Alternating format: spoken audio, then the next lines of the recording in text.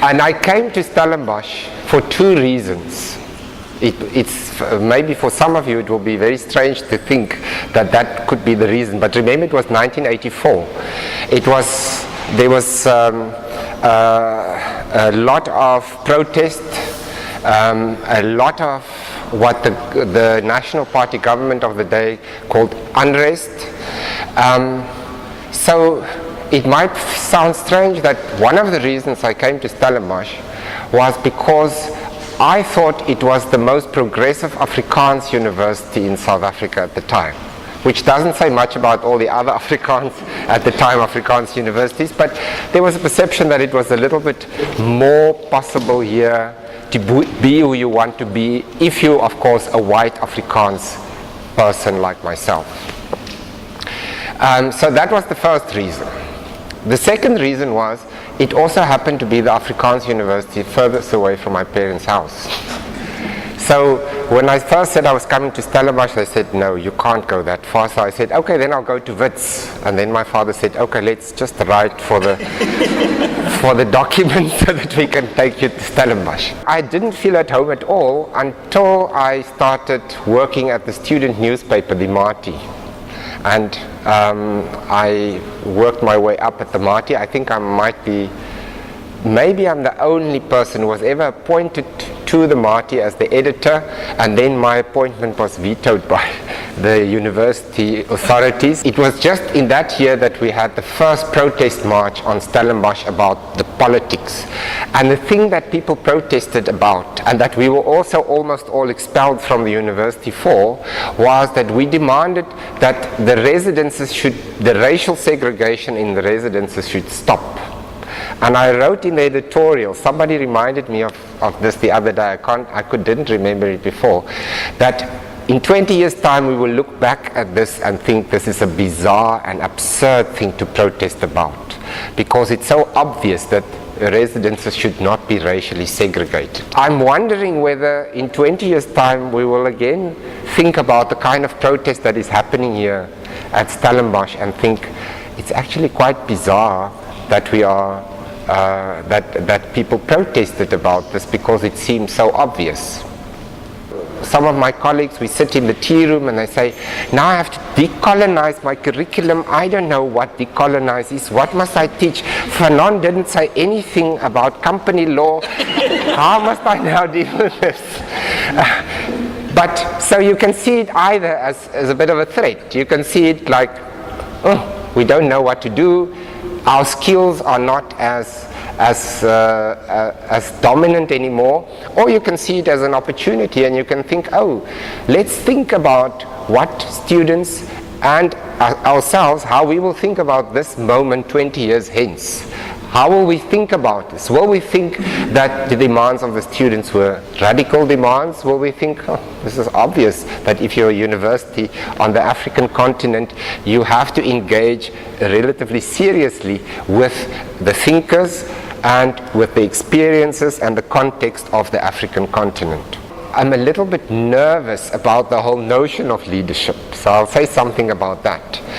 I'm nervous about it because often we talk about the world, we talk about our history as if only the leaders are the ones who made a difference and changed the world. It was Nelson Mandela and it was whoever, Sisulu and Tambo and Sobukwe, who changed South Africa.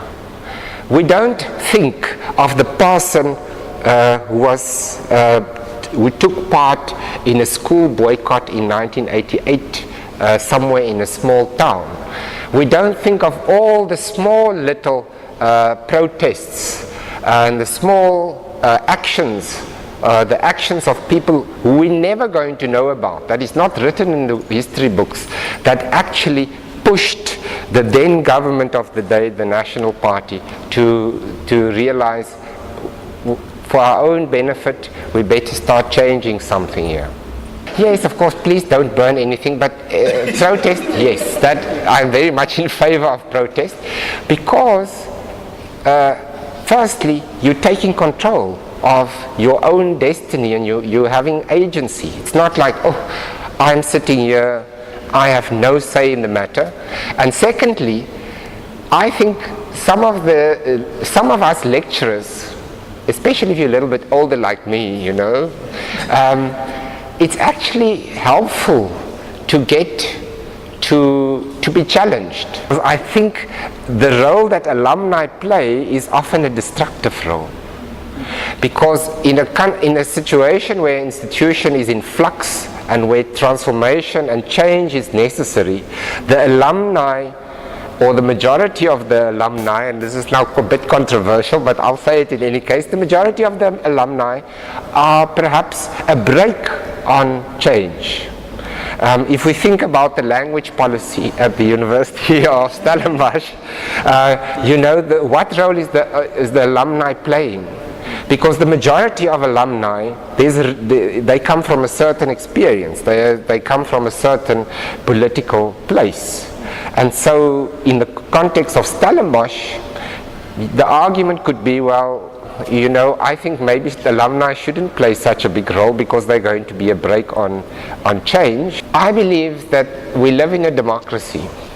So if AfriForum wants to organize, I don't believe that you can ban any organization. In the 80s, this university banned progressive institutions. The Inconscription campaign and the NUSAS was banned. We had to have our meetings off campus. There, near the Braak, there was a meeting hall there. I can't remember one.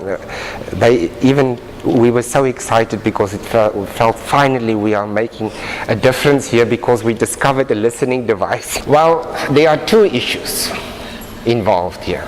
The first issue is the constitutional issue about the right to higher education.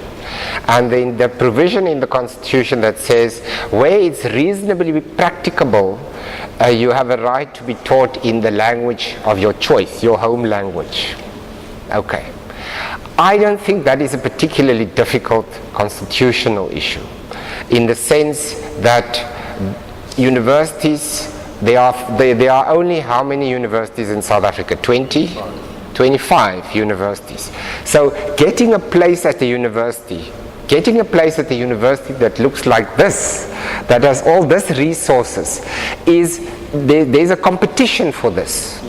So every single student in South Africa who can go to university has been taught English.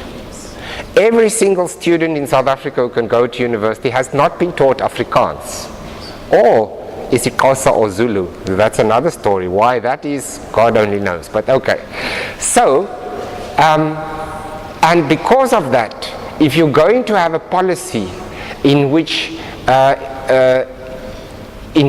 any student is going to be excluded because they cannot speak Afrikaans, that is discrimination.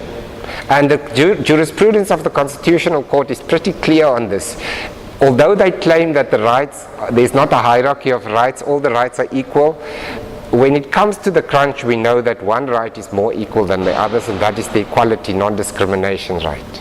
So if the fact that it would be discriminating against people, and let's face it, it will be on the basis of race indirectly, because of that, I think that if you go to the Constitutional Court, the court will say, well, it is not, if it's going to be require a language policy which makes it impossible for a person who cannot speak Afrikaans to study at that institution, that is not a policy that is either demanded by the Constitution or even permitted by the Constitution, because it's not only whether you can demand it, is it permitted? It's not permitted because it discriminates unfairly against a certain group.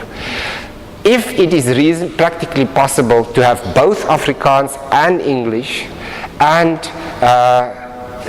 given the costs involved and so on, so that no student will be forced to be taught in Afrikaans, Yes, that would not be problematic from a constitutional perspective.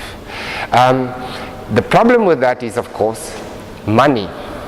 Because how much does it cost to replicate everything? The reason, I think one of the reasons why the fight is happening here, and why many, like the law faculty, did make the decision we're going to talk only in English. I don't know where, have they rescinded that now? Oh, I don't know. But in any case, the reason is, well, otherwise I have to teach everything twice. Once in delicious English, once in beautiful Afrikaans. And so, yes, so there's a practical issue involved there. But if we take that off the table, there's nothing wrong constitutionally with having both Afrikaans and English. There is